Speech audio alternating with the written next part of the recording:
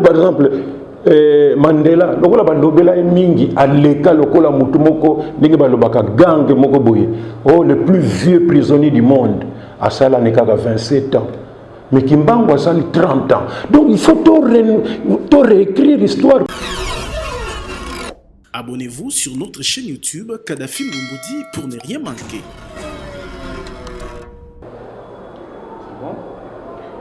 Président Massoumou Debende, Ozali, président, il y a Association nationale du théâtre populaire et cinéma.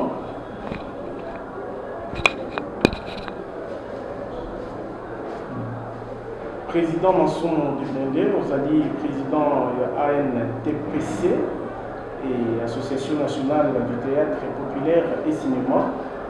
Lolenge Kani, Lokola Moko, il y a Bampaka, Topé Badoyen, Namabi Matali Théâtre à Congo, famille Nyoso, il y a l'artiste et comédien, Bambaki Koufa, il y a Mami Chako, et puis Nangonga Tozali, Mabomisa Mizalini. Bon, d'abord, Sango ya Mama Chako et Petsabiso Mawamingi, Nandenge, que Azali Moninga Nabiso, ya Musala. Pe lisusu na ndenge ye azalaki modèle pona basi mingi babanda théâtre et puis batika na bango na nzela mais ye abanda déjà depuis en tout cas 69 70 disons 71 asali à peu près 53 ans na pratique ya musala na biso do banda na 15 ans. Donc, si on a calculé, 53, tout le 47. Pour abandonner 14 ans, 15 ans, ti a outi kabiso. Donc, il faut le faire. Mingi babanda ka et puis batika kanansela.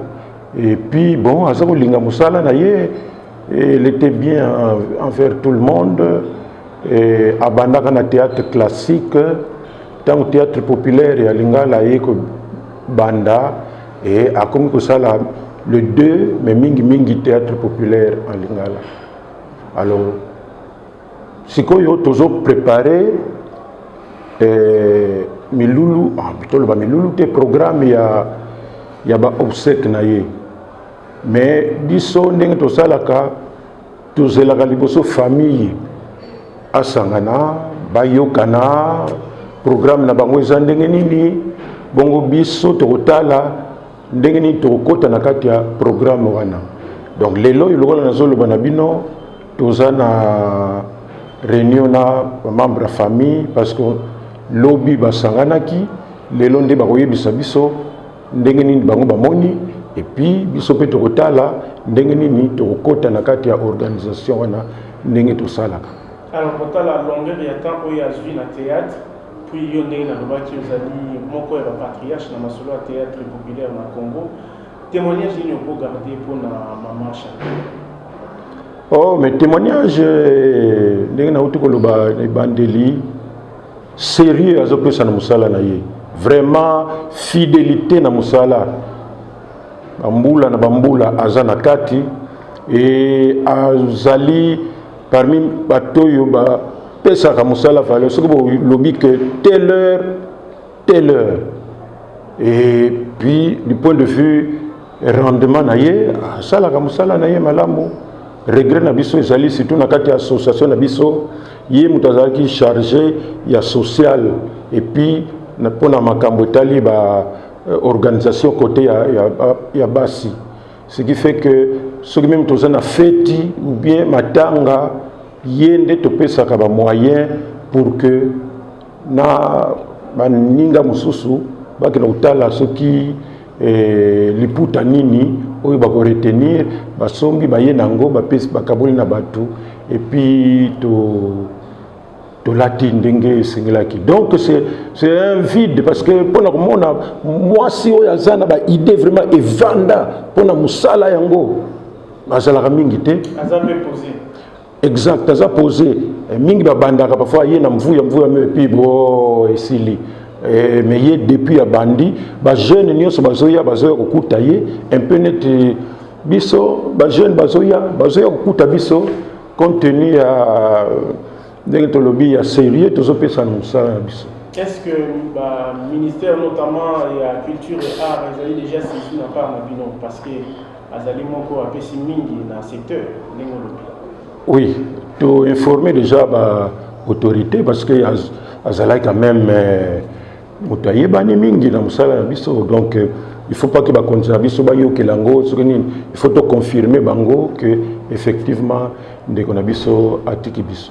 Alors tokolobela sikoyo projet ozo lancer bientôt au film Simon Kimbangu, s'il faut kolobela biso brièvement eza nini puis pourquoi pour ça la film Simon Kimbangu contenu nango ezali nini et puis approche na yo lokola professionnel olingi ko véhiculer message nini à travers film wana? Bon, film nanga long métrage Simon Kimbangu eza na lingala mais sous-titré en français et nasali yango pona mutu moko ya lokumu ya mboka na biso mais oyo histoire na biso elinga kolobela te tutangi na école basango banini pa ba missioni balinga kolobela mingi makambo Kimbangu te. Alors ngai naza catholique mais tant on a découvrir histoire Simon Kimbangu na livre ya Elebe Maikonzo, la passion de Simon Kimbangu a comment yango ça depuis bientôt 30 ans mais na découvrir yango ngalobi mais c'est pas normal mutu ndenge oyo atako za na lingomba na yo atako za na ba doctrine na yo, mais quand même il faut être franc pour reconnaître que en 1921 pendant que mutu mwindu personne a causé na ouverture ya ba connaissance yepe atanga ki na ye vraiment te, mais déjà na ba année wana azoloba déjà makamba ba indépendance tozaki vraiment ba coloniser non mais batu batanga te, mais ye azoloba que toza la complexité devant Mindele.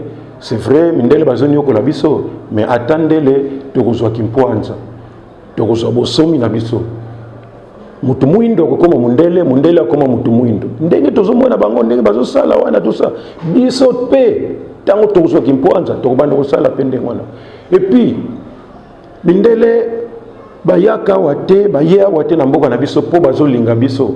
Mindele bayawa pona bomengo na biso et soko tali ba enseignement na kilelo yo soko monika ba Mindele bayaka wa bazo sekisa ba konzi na biso tout ça yeba ke eloko moko ezana sima wana ezate parce que balingi biso balobi na ba jeune tant to ko ba indépendance na biso ba jeune ba ko kende na mikili ya poto mingi ba kotika la kuna mingi ba koya ko sala pona mboka, mais il faut ba yeba ndenge na uto koloba bazala mayele bazala te lofundo anga Mindele balinginga te Mundele bazawa na pona ko exploiter biso. Donc propager le message. Oui, na lingi na propager ça on va papa Simon Kimbangu pour que batu bayeba parce que c'est très important. Tala kaka siko lokola batu balobla ngote même batu église kimbangiste bazala kaka fermé entre bango balinga na bango koloba mingi tenga non ngana ko kontra makambongo pour que na contribuer na ça la promotion papa Simon Kimbangu.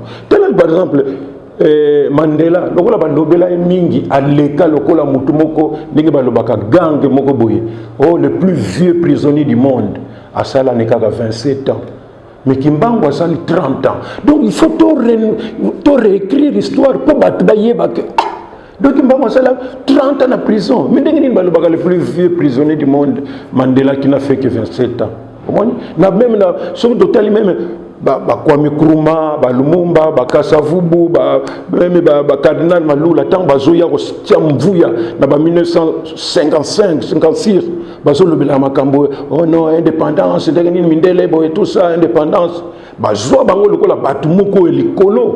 So bazolo Lumumba, Kwame Nkrumah, Fouet Boigny tout ça.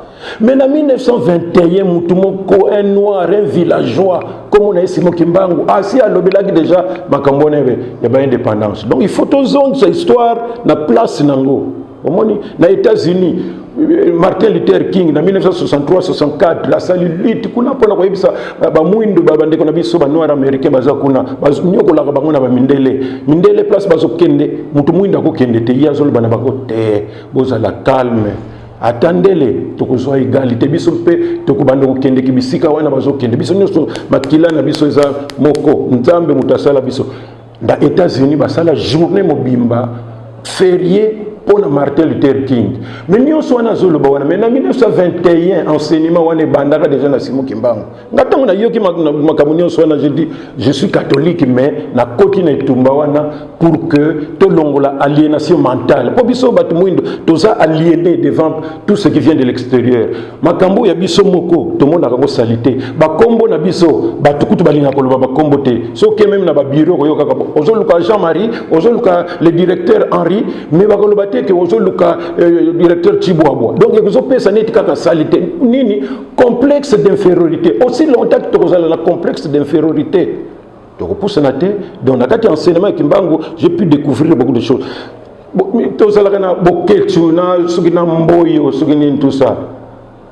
Ntimba nzuzi mais sikoyo mikolo yo aliénation mentale comme makasi bazolo bakewane bazalo bakombo ya soki ya bakutime tout ça soko kina ba foyer au moins on a deux enfants qui se ressemblent oh mais il faut oye Joseph mais Henri oh bazaba mapasa oh mais bino na école na bino mapasa ntimba oh le beso ntimba oh mi bale nzuzi mais pourquoi oh non moni pourquoi parce que na poto ntimba nzuzi zalakate tozo imiter bango résultat tozo kendeka na boniama kolanda bango tout ce que nous faisons. Donc voilà un peu la lutte. Donc le 24 juin oyo na 15h sortie officielle na Salon Congo Pullman. Je nazo sala quand même na pe ça peut valeur même na œuvre nanga parce que dans tout ce que j'ai fait, j'ai plus de 53 ans de pratique théâtrale, ou bien en art na bisoana. Donc ça c'est le couronnement de ma vie artistique. Nakati kuna j'ai été tantôt assistant caméraman, j'ai été tantôt et puis ngamo nazo joué rôle principal il y a Simon Kimbangu. Donc na ti en pratique on a école na ina, na ti en pratique on a école pembeni ya feu Chitengesana pour que na produire et que na tikala na histoire que le premier Congolais qui a réalisé un film sur Simon Kimbangu s'appelle Massoum de Brendé. Non kimbanguiste, c'est une fierté pour moi-même. Félicitations et bonne chance. Tu vas dire que sponsor parce que Simon Kimbangu n'est pas n'importe qui. Malheureusement, le sponsor bayaka difficilement. Le sponsor c'est que nous avons ça le spectacle moko au bini sabasi presque nu. Na ibité comment yango nazolba aliénation mentale wana zokinini soko le spectacle eko élevé batant ba hier bat ba ya soko azala ki na 50 maintenant makambo na ye connaissance na nyonso alekisi comme na 60 ba ya te o yango na mona presque biloko yo qui frise j'allais dire que ça la dépravation des mœurs ba sponsor ba zala mingi mais tala o biloko sérieux ba ya kata mais tozo bunda nango kaka toko lembate. Abonnez-vous sur notre chaîne YouTube Kadhafi Mboumoudi pour ne rien manquer.